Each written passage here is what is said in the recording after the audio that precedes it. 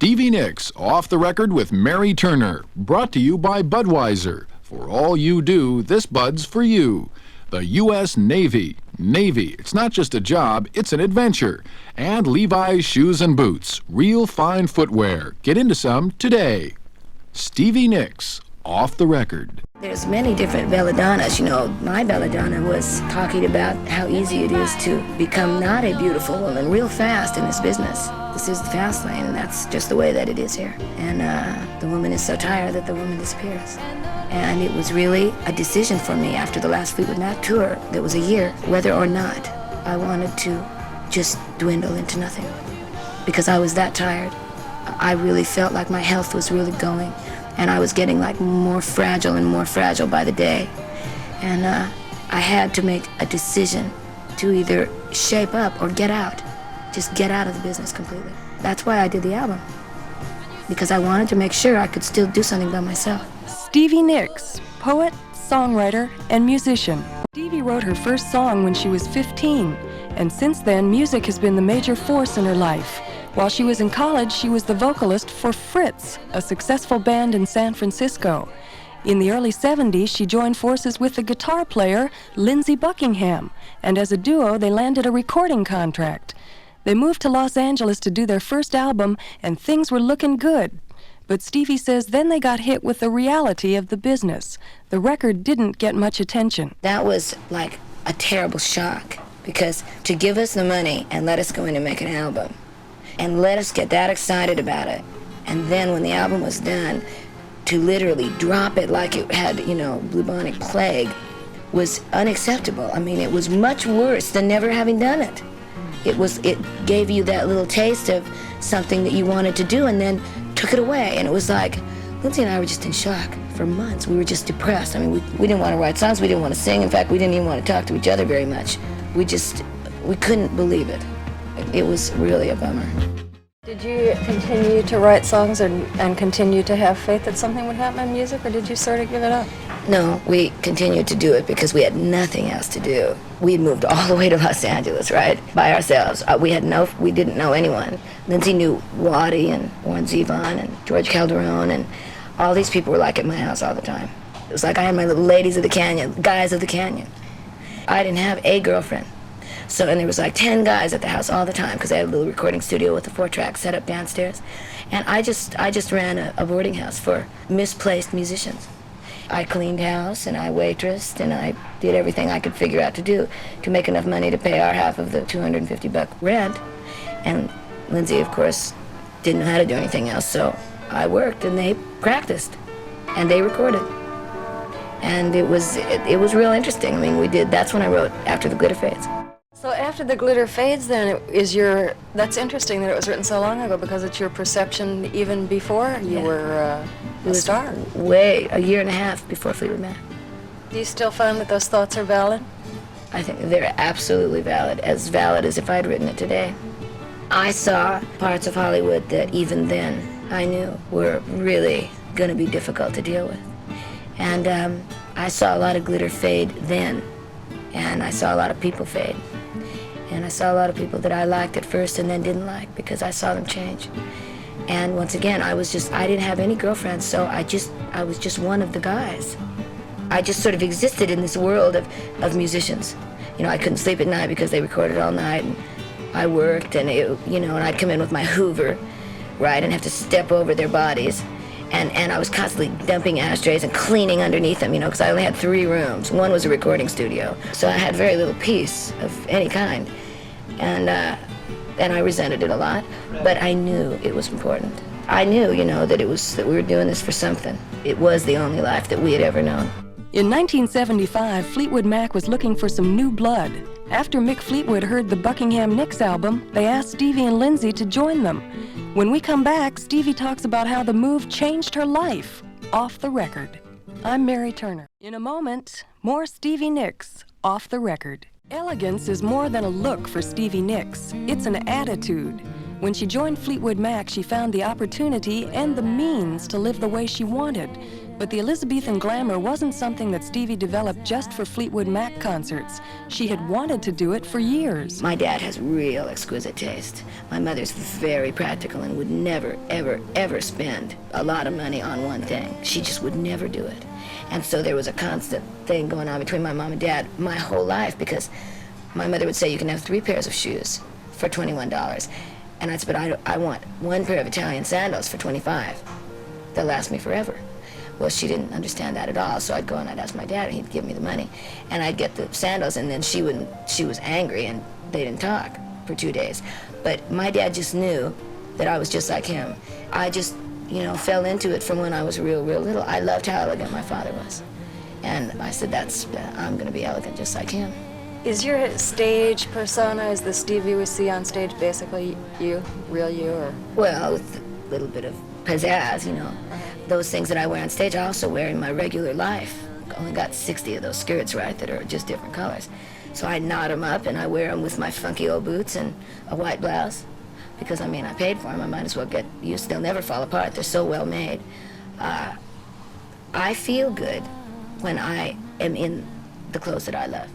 And I realized a long time ago that if you spent your time, your vanity, in your own bathroom and in front of a mirror getting dressed and spent an hour putting on something that you love and you go out, then you can forget it.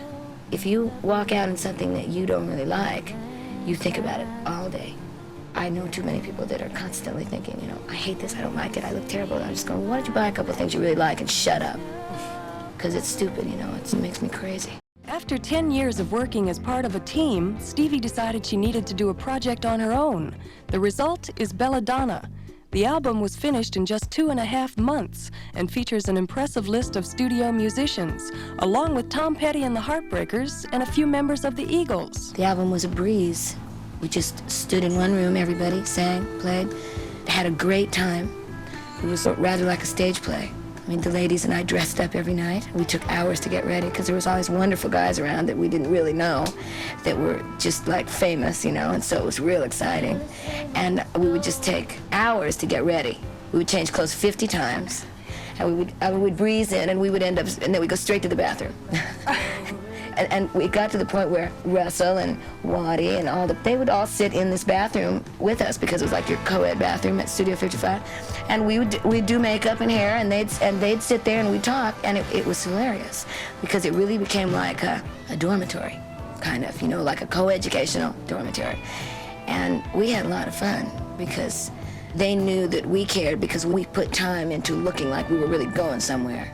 And it worked both ways, So when we all got there, it was kind of like one big date. It's such a radical departure recording live. Had you ever done that before? I don't think Fleetwood Mac records that way, do they? Why'd you decide to do that? I love those vocals that are done because there's 10 guys looking at you going, so who is she?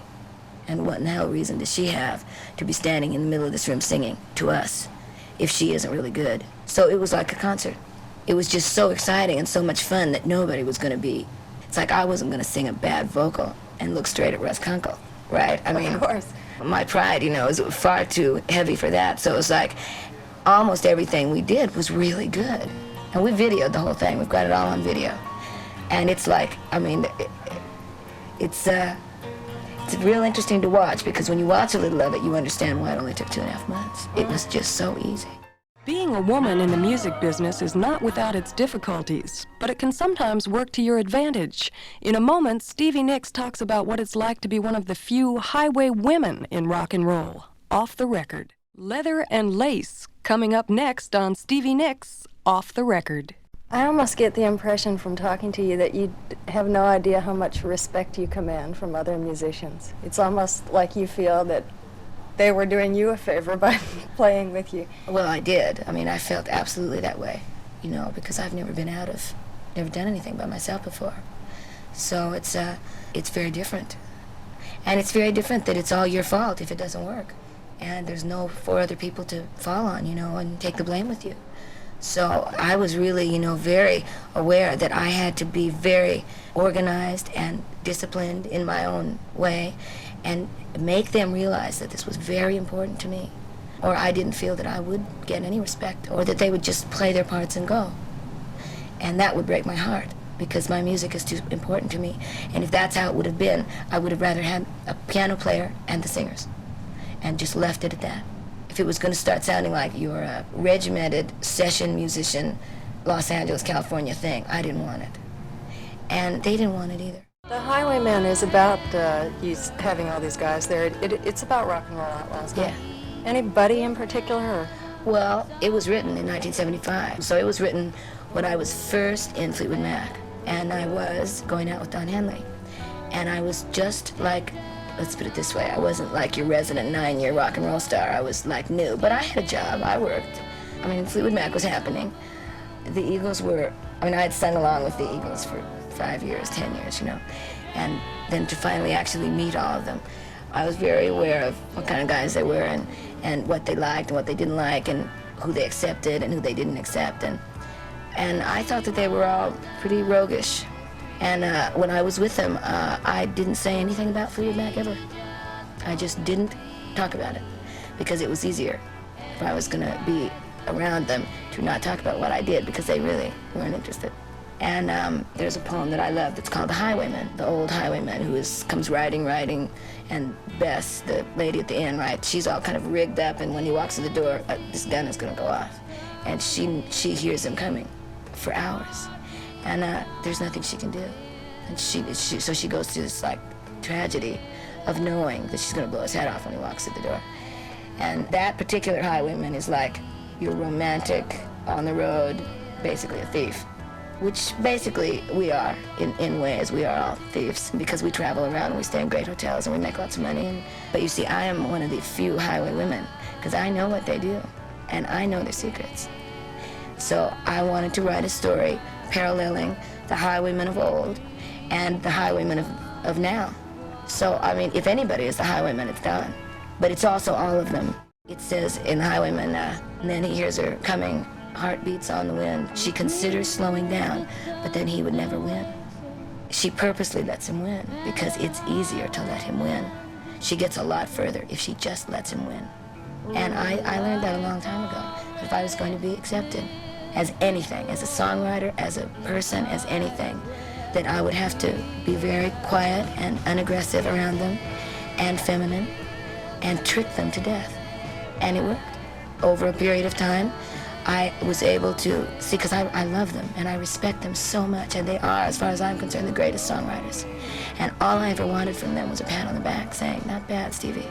I didn't want, roses, flowers, and accolades. I just wanted a word of which, when Don came and sang on this album, was probably the greatest compliment anybody could ever have paid me, because he would never have sung on that album if he didn't think it was good. So it was his idea. I mean, he came down, he listened to Leather and Lace, and he listened to The Highwayman, and he said, "I'll sing on it." Stevie Nicks talks about the inspiration behind her songs and stories when Off the Record continues. I'm Mary Turner. What do you suppose you would have done with your time had you decided to bag it all, showbiz-wise, I mean? I would have become a serious writer. I would have just gone away and started to work on my book that I've been working on for years, that basically is about Fleetwood Mac and me through my eyes. I would have moved up to the mountains, and I just would have started to write. This book is then autobiographical that you're working on? Is it anywhere near completion, or maybe it won't? Well, there's so much of it. It's 6 years. Wow. And it's truly the story. And it's, it has its incredible and beautiful parts, and it has its real sad parts. It has all the incredible things that happened, It has all of the really poignant things in it, And it has some real funny things, too. There's a lot of poetry. All the songs that I've written that have been on all the Fleetwood Mac albums are all in journalistic form before I go back and make them into poems. Wait, you mean do you write prose, actually? Yeah, and then I go back and put it into rhyme. So it's really real. Like I've always been a storm is like, I can show it to you. It's in a journal, a little white letter journal, and it's totally prose. And I just go back on the other page and I just put exactly what's down there, except I put it into rhyme. Are you also writing children's books or children's stories? Is that true? Well, I have. I don't do it too often because I'm usually like in the middle of writing a song, but I started my song that I wrote in the middle of the night last night. I wrote a song last night.